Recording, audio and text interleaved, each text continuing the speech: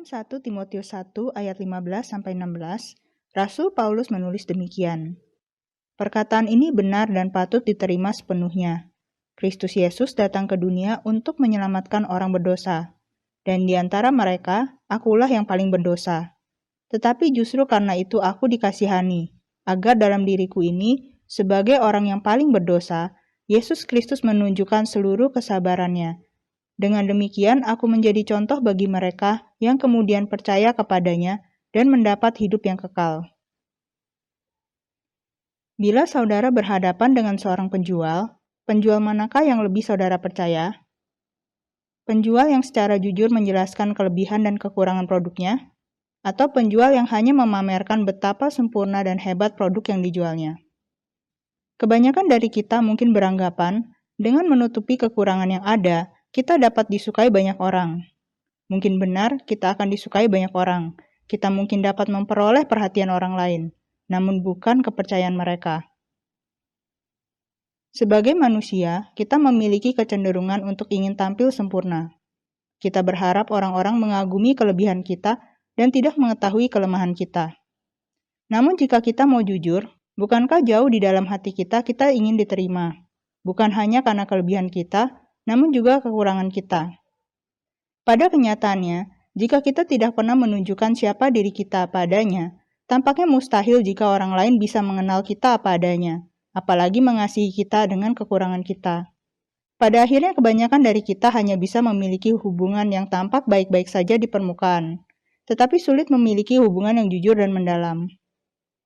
Pernahkah saudara mendengar istilah otentik? Menurut Kamus Besar Bahasa Indonesia, otentik berarti dapat dipercaya, asli, tulen, atau sah. Bagaimana jika kita mencoba menerapkan istilah ini dalam kehidupan pribadi kita? Sebagian besar dari kita mungkin memiliki citra tertentu yang ingin kita tunjukkan kepada orang lain. Mungkin kita ingin dilihat sebagai sosok yang ceria, kuat, berani, dan mengagumkan. Tapi kenyataannya di dunia ini tidak ada manusia yang selalu ceria, selalu kuat, atau selalu berani. Kita merasa sedih, kecewa, marah, atau takut. Mungkin ada saat-saat di mana kita merasa malu pada diri kita sendiri. Tapi semua itu adalah hal yang lumrah. Dalam hubungan kita dengan Tuhan, seberapa seringkah kita datang kepada Tuhan dengan jujur? Terkadang mungkin kita beranggapan bahwa kita hanya bisa datang kepada Tuhan ketika semuanya baik-baik saja. Tapi dari semua orang yang ada di dunia ini, bukankah Tuhan Yesus yang paling tahu dan paling memahami hati kita? Mazmur 34 ayat 19 berkata, Tuhan itu dekat kepada orang-orang yang patah hati, dan Ia menyelamatkan orang-orang yang remuk jiwanya. Apakah hubungan kita dengan Tuhan dapat bertumbuh jika kita hanya datang kepada Tuhan dalam kepura-puraan? Bagaimana dengan hubungan kita dengan sesama? Dapatkah kita memiliki hubungan yang jujur dan dalam dengan orang lain jika kita hanya ingin menunjukkan sisi terbaik dari diri kita saja? Jika saudara adalah orang yang belum mengenal Tuhan, kira-kira orang Kristen mana yang lebih saudara percaya? Orang Kristen yang selalu pakai topeng dan tampil sempurna? Atau orang Kristen yang jujur mengenai kelemahannya dan menjadi saksi bagaimana kuasa Tuhan bekerja mengubah hidupnya? 1 Korintus 1 ayat 26-28 mengatakan, Ingat saja saudara-saudara, bagaimana keadaan kamu ketika kamu dipanggil. Menurut ukuran manusia tidak banyak orang yang bijak.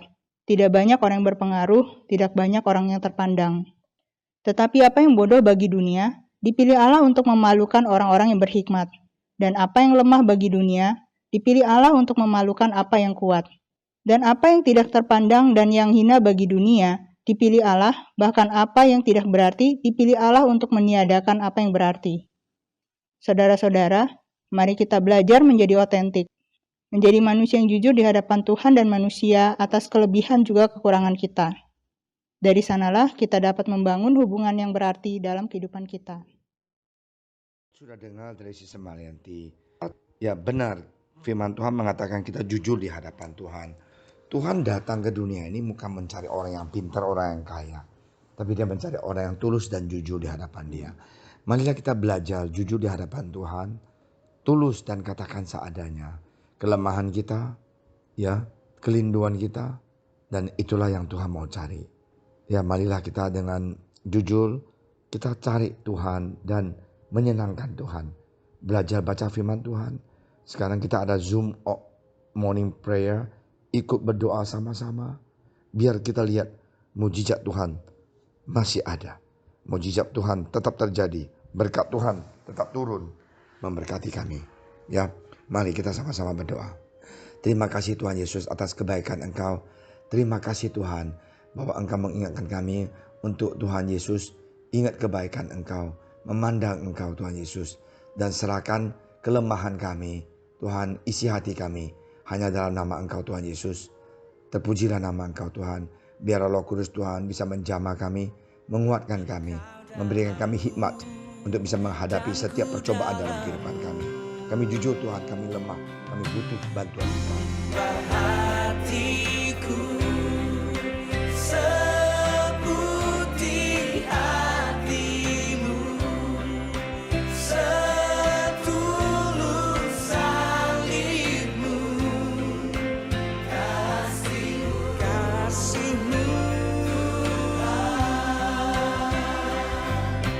Biar mataku seperti matamu, pancarkan kasihmu. Mau jadi sepertimu. Oh, Yesus.